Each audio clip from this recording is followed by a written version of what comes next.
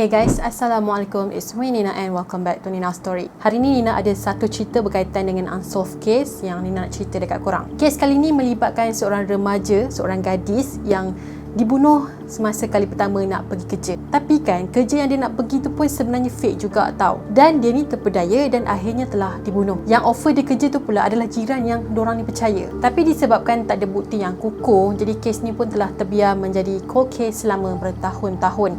Jadi macam biasalah, sebelum Nina mulakan cerita, apa kata korang subscribe dulu di bawah kalau korang ni peminat cerita seram, jenayah, misteri dan sebagainya. Dan sikit lagi Nina nak capai 600k, so Nina minta untuk korang sedekahkan sedikit subscribe korang. Dan Nina pun tak nak panjang-panjang lagi intro, so without wasting any time, let's get started.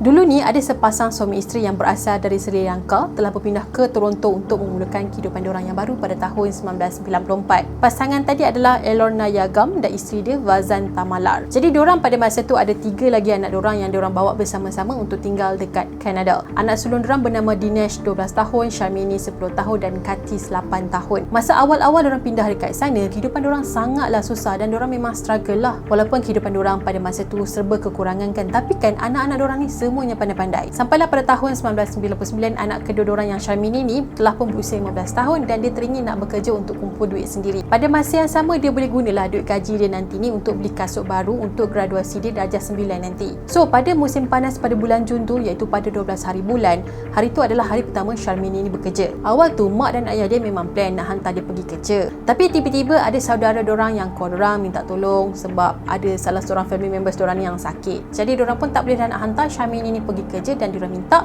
Sharmini untuk tinggalkan nombor bos dia dan juga alamat tempat dia bekerja. Jadi kalau apa-apa nanti senanglah family dia nak contact bos dia. Tapi Sharmini cakap tempat kerja dia tak jauh dan cuma beberapa blok je dari rumah diorang. Selepas family dia pergi, Sharmini pun telah keluar dari apartmen rumah diorang dan dia memang terlupa nak tinggalkan details tempat kerja dia. Pada masa yang sama, ada saksi yang nampak Stanley ni berada dalam kereta nak pergi ke tempat kerja, iaitu dia nak pergi potong rumput. Selepas Sharmini keluar daripada rumah apartmen diorang, dia tak pernah lagi balik dan telah menghilang selama beberapa bulan. So, suspek dalam kes ni sebenarnya adalah jiran diorang sendiri, iaitu Stanley. Kalau korang nak tahu, Stanley ni adalah seorang yang bermasalah lah. Dia pernah stalk beberapa orang perempuan dan juga pernah menyamar sebagai seorang polis dan juga telah melanggar beberapa undang-undang sejak dia berusia 16 tahun lagi, iaitu pada tahun 1991. Jadi dia ni memang sebenarnya ada masalah jenayah lah dengan polis. Kalau korang perasan kan, muka Stanley ni macam pelik sikit kan. Sebenarnya dia telah dilahirkan dengan sindrom Treacher-Collins, yang mana muka dia ada struktur muka yang lonjong dan telinga dia pun jadi kecil. Sindrom ni sebenarnya adalah penyakit genetik yang sangat rare dan jarang berlaku. Sindrom ni akan menyebabkan tulang dengan tisu muka dia tak berkembang seperti sepatutnya,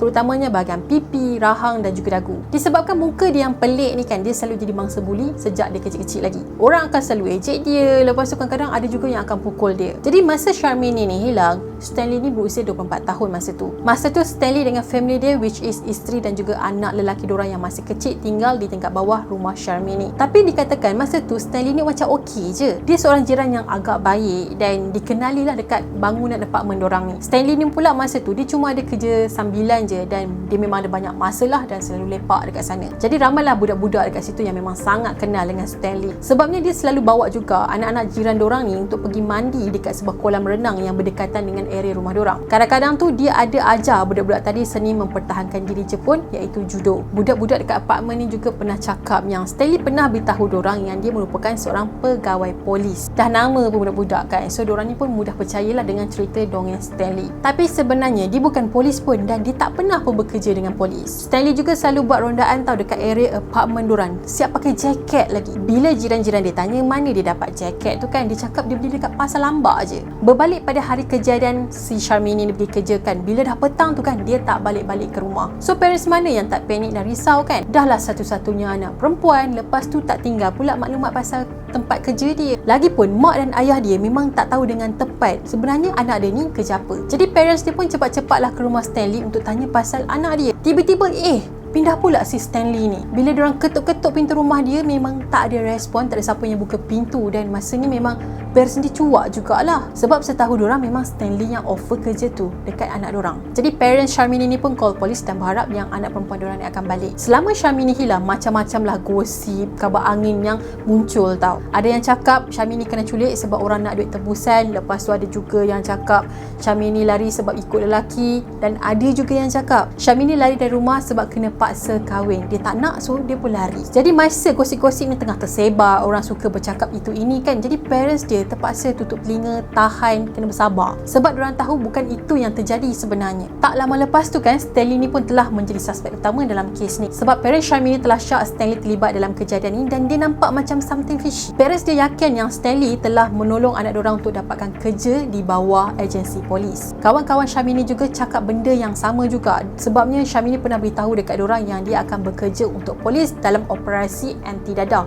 Cumanya Sharmini tak ada mention lah siapa yang tolong dia cari kerja tadi. Tapi parents dia memang syak si Stanley ni lah yang buat semua ni. Sebabnya Stanley sendiri pernah mengaku yang dia adalah pegawai polis kan. Jadi bila polis cek bilik Sharmini untuk cari bukti kan, diorang telah terjumpa borang palsu berkaitan Metro Search Unit. Tapi borang tu sebenarnya bukan bawah polis, borang tu fake je. Masa ni barulah parents dia sedar yang sebenarnya Sharmini telah pun kena scam. Lepas tu polis ni pun apa lagi, diorang terus pantau pergerakan Stanley dengan teliti. Ada satu hari tu Stanley jual kereta dia dekat sebuah kedai besi buruk dengan harga $10. Jadi polis pun rampas kereta tadi, tapi polis tak jumpa apa-apa bukti tau. Dan kemudian kereta tu pun dilupuskan. Tapi yang membuatkan polis ni curiga sebabnya ada satu pelapik belakang bonet belakang kereta Stanley ni hilang tau. Tapi polis tak jumpa ke mana pelapik tu. Bukan setakat polis je yang memantau ataupun memerhati Stanley ni, tapi wartawan juga memainkan peranan juga guys. Jadi ada satu hari tu diorang ni ikut Stanley. Lepas tu Stanley ni fikir diorang wartawan ni adalah polis. Tapi lepas wartawan ni explain yang diorang ni bukan polis, diorang cuma nak tahu apa yang terjadi pada hari kejadian. So Stanley ni macam cool down sikit lah. Jadi Stanley ni pun duduk atas bonet kereta dia dan explain apa yang terjadi. So wartawan ni nampak karakter di masa tu adalah seorang yang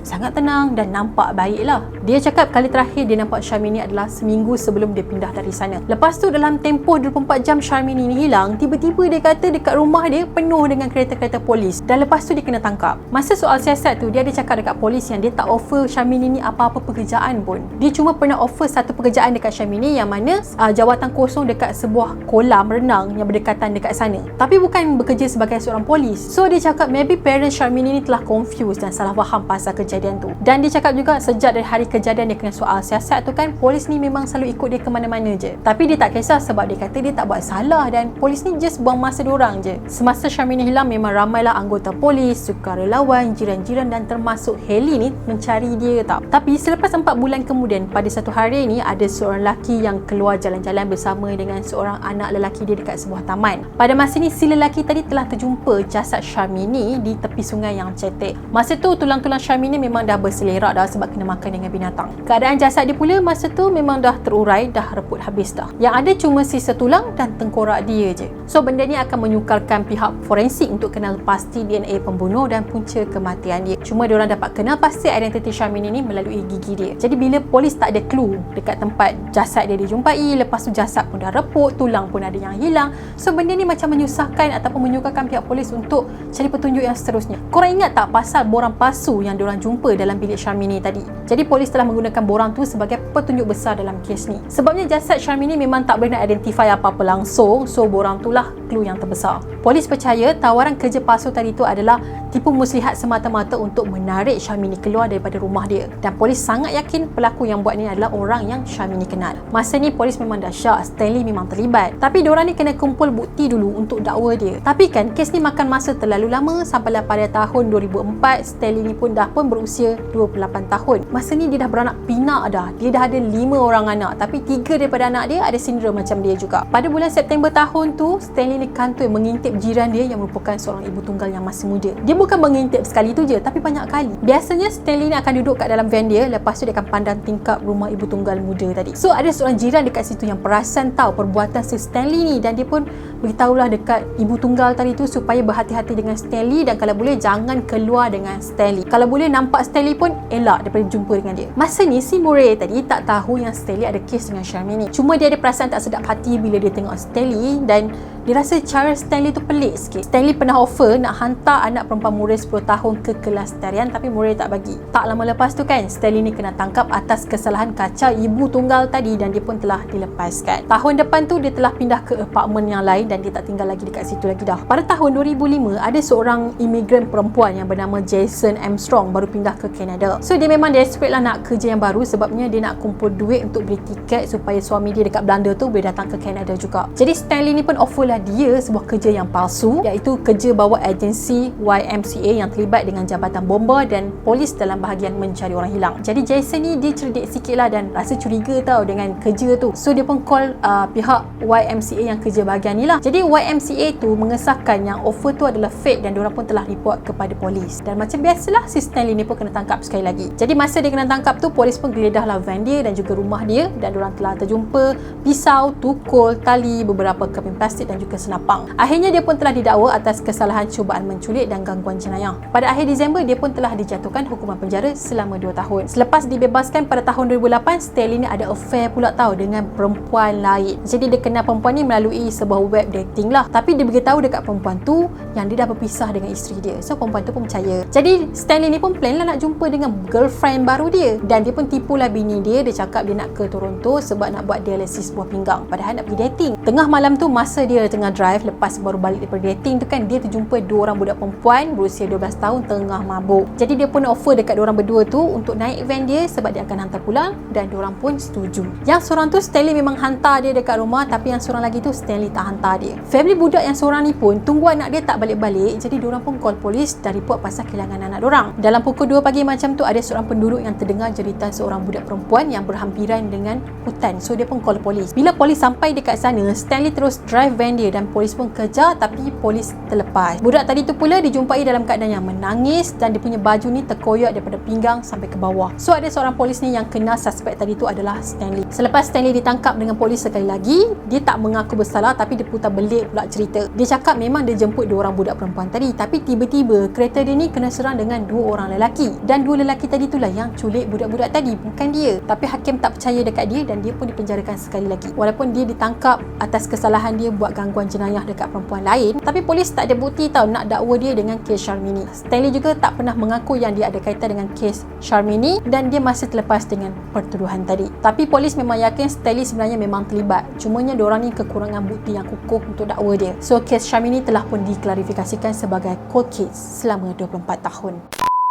Tapi berdasarkan cara dia nak umpan mangsa dia tu, Nina yakin sangat-sangat yang dia memang perangkap Sharmini juga. Offer kerja palsu, lepas tu mungkin dia pergi rogol Sharmini and then dia bunuh dan dia buang dekat sungai. Tapi itulah, disebabkan polis tak ada bukti nak selesaikan kes ni, jadi dia pun dibebaskan atas pertuduhan bunuh Sharmini, tapi dia disabitkan dengan kesalahan jenayah yang lain lah. Jadi Nina nak tahu pula pendapat korang macam mana. Adakah korang percaya memang Stanley yang buat, ataupun korang rasa mungkin ada lelaki lain yang buat? Tapi ya, macam yang Stanley tu cakap, parent Sharmini ni confused dengan kerja yang di offer dekat Sharmini. Tapi ya, dalam hati Nina memang mengesahkan memang dia lah yang buat sebenarnya. Sebab daripada awal lagi, kalau dia kena tangkap je, dia memang suka putar balik cerita. Jadi itu sajalah Nina rasa untuk hari ni. Kepada korang yang belum lagi subscribe channel Nina, korang boleh subscribe di bawah dan turn on notification juga. Dan jangan lupa untuk follow Nina di TikTok dan juga Instagram.